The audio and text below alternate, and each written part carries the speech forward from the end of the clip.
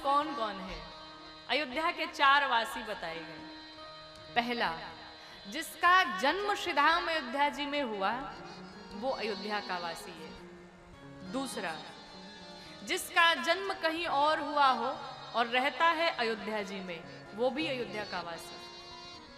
और तीसरा, जिसका न जन्म हुआ है न वो रहता है, बस साल भर में 1-2 बार बिहार से अयोध्या जी चला जाता है, वो भी अयोध्या का ही वासी है। और चौथा महाराज सबसे सरल कह दिया, कहा न उसका जन्म हुआ न वो रहता है, न साल भर 2 साल बाहर में आता जाता है, वो तो सिर्फ यहीं बैठे बैठे मन में सोचता है, हे ठाकुर जी कब कृपा करेंगे, कब मुझे बुलाएंगे अयोध्या, हम भी जरा एक बार हो आते। कहते हैं मन से भी अगर उसने विचार कर लिया वो भी अयोध्या का ही वासी। कितना सरल है। आप बैठे बैठे मन में कम से कम विचार कर लीजिए कि मैं भी प्रभु कभी हम पर भी कृपा करिए, हम पर भी कृपा करिए कि हम भी जाएं श्री राम अयोध्या जी दर्शन कर आए। और अगर अभी तक नहीं गए तो कोई बात नहीं, अब जरूर जाना। कहीं पहुंचो ना पहुंचो, अयोध्या अवश्य पहुंचो महाराज। और अयोध्या कोई साधारण कोई जगह नहीं है, अयोध्या सबसे परे है।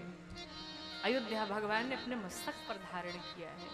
और एक और अच्छी बात आपको बताऊं, इस पूरे ब्रह्मांड में आपको पता है कितने तीर्थ हैं? पूरे ब्रह्मांड में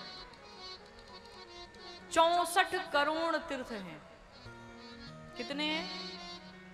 64 करोड़ तीर्थ हैं। और एक व्यक्ति की आयु अगर हम 100 वर्ष की मान लें, कोई अगर 100 वर्ष जीता है तो एक व्यक्ति की आयु अगर 100 वर्ष की है तो वो 12 से 13 करोड़ मिनट जी पाता है। कितना जीता है? 12 से 13 करोड़ मिनट। और तीर्थ कितने हैं? 64 करोड़। मतलब आप विचार करिए कि पूरा जीवन अगर तीर्थ में घूमते रह जाए, दर्शन करते रह जाएं, तो भी आप नहीं कर सकते हैं। अब महाराज होगा कैसे 64 करोड़ तीर्थों का दर्शन? तो सिर्फ एक काम करिए, रामनवमी आ रही है ना चैत्र में, कहते हैं रामनवमी के दिन ये ब्रह्मांड के 64 करोड़ तीर्थ आकर के श्रीधाम अयोध्या जी में वास करते हैं। और जो व्यक्ति रामनवमी के दिन पहुंच जाता है श्रीधाम अयोध्या जी में, उसे 64 करोड़ तीर्थों में जाने का फल एक ही बार प्राप्त हो जाता है। ये अयोध्या जी की महिमा, इससे अधिक और क्या कहूं मैं।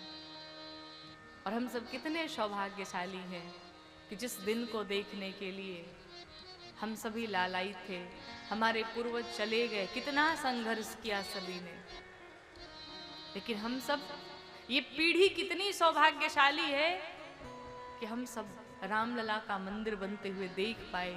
हमारे सरकार अब विराजमान है अपने महल में। हमारे रामलला पहले टाट में रह रहे थे, भक्त उन्हें जब देखते थे ना तो आंखों से आंसू आ जाते थे। जो भगवान सबको महलों में रखने वाला है वो मेरे रामलला सरकार टाट में रहते हैं, लेकिन अब सभी भक्तों की इच्छा पूर्ण कर दी भगवान ने। हमारे रामलला टाट से निकल करके अब आ करके राजमहल में बड़े ठाट से रह रहे हैं, आनंद के साथ रह रहे हैं। तो कहीं जाइए न जाइए, श्रीधाम अयोध्या जी में अवश्य जाइए।